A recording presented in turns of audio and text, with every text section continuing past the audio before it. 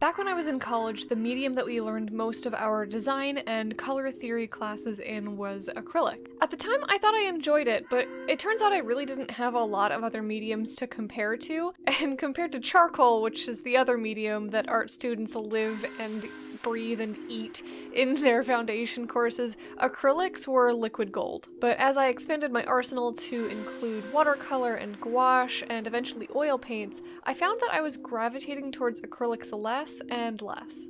Until recently, and I want to talk about what changed. Over the past few months, I've been getting back into acrylics with a number of painting projects that I'm really excited to show you, including this one today. The one we're working on today is called Rise from the Spell, and it uses mainly Turner Acryl gouache, with a few select Liquitex colors as well as Daler-Rowney fluorescent acrylic inks, which I've showcased a few times on this channel. The type of acrylic I was using was a big contributor to why I thought I disliked it. In college, the acrylics we were told to buy with our rubric were heavy body acrylics. These are the thickest version of acrylic paints, and they're great for texture and heavy impasto or brush strokes. But I had a lot of trouble getting this consistency of paint to work for me. It always felt like it was too dry, like I was having trouble spreading and blending it, and since acrylic dried so fast, it always felt weirdly sticky. Side note, art college makes you buy so many art supplies that you don't ever use again. I still have my 10-year-old acrylics from college. Please help me, I can't get rid of them. So anyway, solving this problem was as simple as starting to use soft-bodied paints instead. The Turner Acryl gouache that I'm using in this painting has a soft-body consistency. By the way, acryl gouache is literally just acrylic paint with a mattifying agent to make it look like it has the appearance of gouache. It's not actually gouache, it does not reactivate like gouache does, it's acrylic paint. But it's matte, so it looks like gouache. I'd also like to try fluid acrylics and Golden's new So Flat acrylic line at some point. Those seem really interesting to me and I'd love to try them out. But this consistency of paint feels better to paint with for the type of work that I like to do, with smooth gradients and as little brush texture as possible. There are actually a couple of times where in this painting the brush texture got a little bit too heavy, so I actually went in and sanded that part of the painting down and repainted it, just to reduce the brush strokes in that area, because it looked very prominent compared to the rest of the painting and it was kind of distracting. Brush strokes, very hard word to say.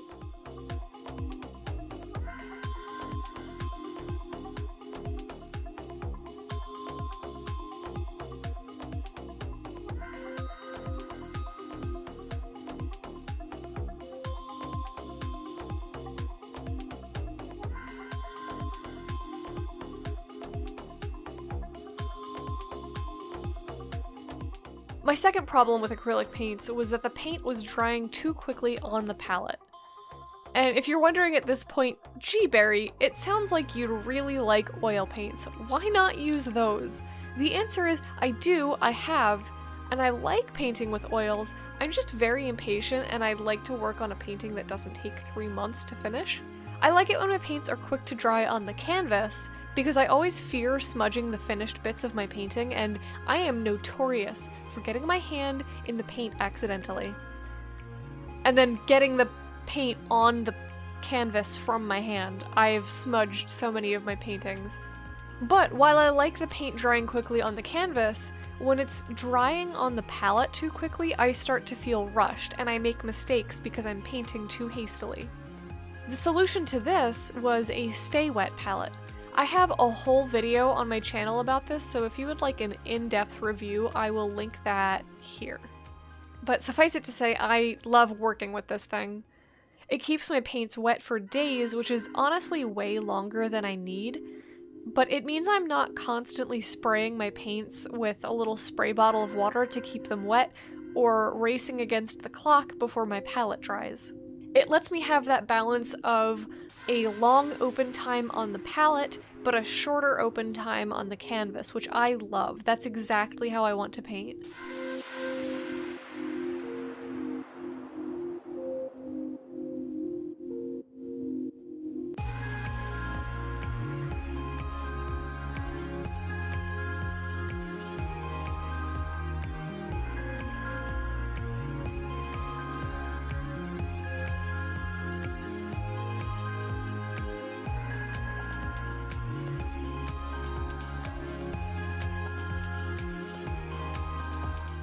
The last thing I learned I disliked wasn't even an acrylics problem.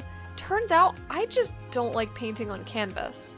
Once I started painting on wood blocks and boards, I realized I like the smoothness and rigidity of that far more than the heavy texture and bounciness of paintings on canvas. I've even tried the trick where you apply multiple coats of gesso on the canvas and sand between each one of them to get the smoothest finish possible, but turns out I just prefer painting on wood. Acrylics on paper can also be nice. As I learned when I painted the Critical Role Nordverse poster last year, I like that I don't have to worry quite as much about watering down the acrylic paint too much because it absorbs into the paper. When you water down acrylic paint too much, the acrylic polymer emulsion, the binder that keeps the paint together, can get too thin and it can actually start to kind of rub up and flake off of the canvas, which happened a couple of times with the wood paintings. I'm gonna look into a liquid acrylic medium rather than watering down the paints with water. That way I still have the emulsion binder to hold the pigment and the paint together whilst thinning the paint down. But on paper, since it absorbs, it's a little less of a problem. Anyway, suffice it to say, by changing a couple of things about how I paint, I'm falling in love with acrylic paints again, and I think this is going to be a turning point in the direction my art is taking. I still love gouache, but definitely expect to see a lot more acrylic painting on this channel in the future. What is your favorite way to use acrylic paints? Let me know in the comments. This painting has already sold, but prints are available in my shop if you would like. Speaking of, my store has reopened. If you watched my vlog, you may remember I was transferring web hosts. That has been done now, so you should have a much better and faster experience on my store. If you missed that vlog, you can watch it right here. Thank you so much for watching, and until next time, take care.